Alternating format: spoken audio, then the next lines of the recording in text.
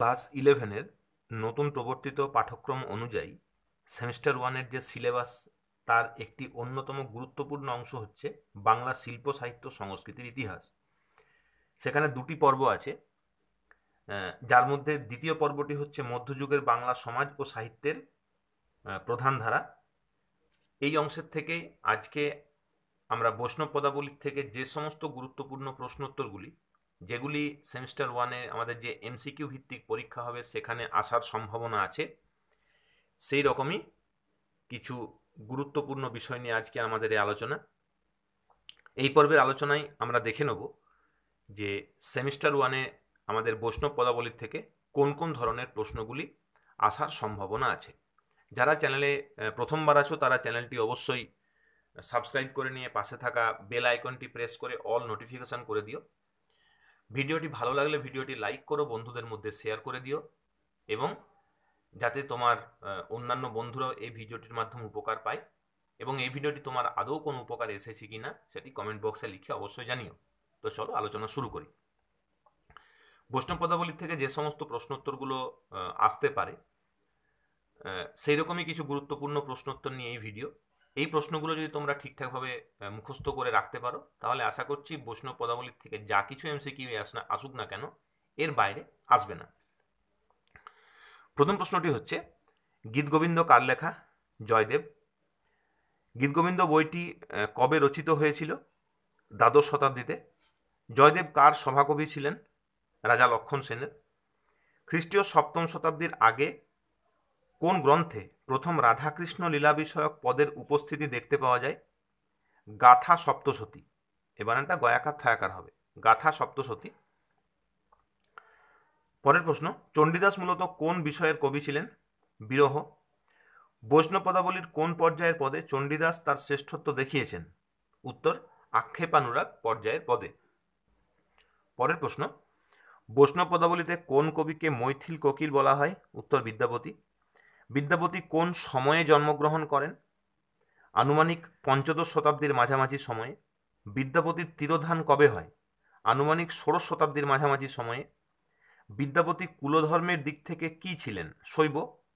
বিদ্যাপতির লেখা প্রথম রচনা কোনটি? কীর্তিলতা। বিদ্যাপতি কোন ভাষায় পদ লিখেছিলেন? ব্রজবুলি। বিদ্যাপতির কোন গ্রন্থটি প্রকাশিত হয়নি? ভূ পরিক্রমা। পুরুষ পরীক্ষা বইটি কার লেখা? বিদ্যাপতির। অভিনব জয়দেব কাকে বলা হয়? বিদ্যাপতিকে। বিদ্যাপতি কোন পর্যায়ের পদ রচনায় কৃতিত্ব দেখিয়েছেন? অভিসার, মাথুর এবং ভাব সম্মিলন। ব্রজবুলি কোন কোন ভাষার সংমিশ্রণে গড়ে উঠেছে? বাংলা, মৈথিলি এবং অবহট্ঠ। কোন বৈষ্ণব কবিকে দ্বিতীয় বিদ্যাপতি বলা হয়? গোবিন্দ দাস। প্রাক চৈতন্য যুগের দুইজন বৈষ্ণব কবির নাম লেখো। বিদ্যাপতি এবং চণ্ডীদাস। পরবর্তী চৈতন্য যুগের দুইজন বৈষ্ণব পদকর্তার নাম লেখো। জ্ঞানদাস এবং গোবিন্দ দাস। জ্ঞানদাস কোথায় জন্মগ্রহণ করেছিলেন? উত্তর হচ্ছে কান্দড়া গ্রামে। পরের প্রশ্ন, চণ্ডীদাসের ভাবশিষ্য কোন বৈষ্ণব কবিকে বলা হয়? উত্তর হচ্ছে জ্ঞানদাস। আসছি পরের প্রশ্নে। আমাদের পরবর্তী প্রশ্ন হচ্ছে, জ্ঞানদাস কবে জন্মগ্রহণ করেন? ষোড়শ শতাব্দীতে। কোন বৈষ্ণব কবি শ্রী নিবাস আচার্যের অন্যতম শিষ্য ছিলেন? গোবিন্দ দাস। কোন উৎসব থেকে মূলত পদাবলী কীর্তনের জন্ম হয়? খেতুরি মহোৎসব। এখানে কীর্তন বানানটা একটু ভুল আছে, কয় দীর্ঘই তয়রেব দন্তন্য হবে। খেতুরি মহোৎসব আয়োজন কে করেছিলেন? উত্তর হবে নরোত্তম দাস ঠাকুর। খেতুরি মহোৎসবে কোন বৈষ্ণব কবি অভিনন্দিত হয়েছিলেন? উত্তর, গোবিন্দ দাস। সর্ববৃহৎ বৈষ্ণব পদ সংকলন গ্রন্থের নাম কি? উত্তর, পদকল্পতরু। সঙ্গীত মাধব নাটকটি কে লিখেছেন? উত্তর, গোবিন্দ দাস। নিত্যানন্দের শিষ্য ছিলেন এমন একজন বৈষ্ণব কবির নাম লেখো। বলরাম দাস। বলরাম দাস কোন সময়ে আবির্ভূত হয়েছিলেন? ষোড়শ শতকের শেষ দিকে। বৈষ্ণব পদাবলীর সাহিত্যে বলরাম দাস কোন বিষয়ে কৃতিত্ব দেখিয়েছেন? উত্তর, বাৎসল্য বিষয়ক পদ রচনায়। এখানে বলরাম বানানটা ব ল রয়াকার ম, বলরাম। পরের প্রশ্ন, একজন মুসলিম বৈষ্ণব কবির নাম লেখো। উত্তর, সৈয়দ মর্তুজা। পরের প্রশ্ন, গৌড়ীয় বৈষ্ণব ধর্মের প্রবর্তন কে করেন? বানানটা এখানে ভুল আছে, গৌড়ীয় বৈষ্ণব ধর্মের প্রবর্তন করেন শ্রী চৈতন্যদেব। পরের প্রশ্ন, চৈতন্যদেবের জন্ম কবে হয়েছিল?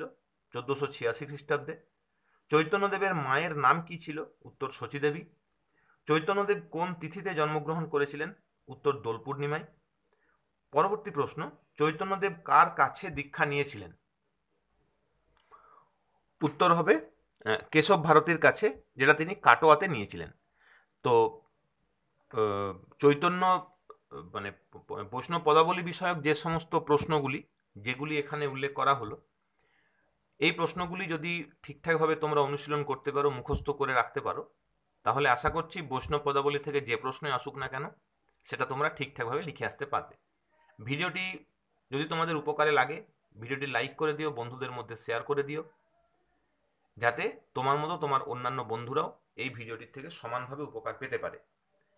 এবং এই ধরনের সেমিস্টার ওয়ানের ক্লাস 11-এর বিভিন্ন যে এমসিকিউ প্রশ্নোত্তর ভিত্তিক যে সমস্ত ভিডিও, সেইগুলো যাতে তোমাদের জন্য প্রতিনিয়তই চ্যানেলের মধ্যে নিয়ে আসতে পারি, সেই জন্য চ্যানেলটি সাবস্ক্রাইব করে দিয়ে চ্যানেলটির সাথে থেকো, চ্যানেলটির পাশে থেকো, এবং এই ধরনের নতুন নতুন ভিডিও বানানোর জন্য অবশ্যই তোমাদের সহযোগিতাটা কামনা করি।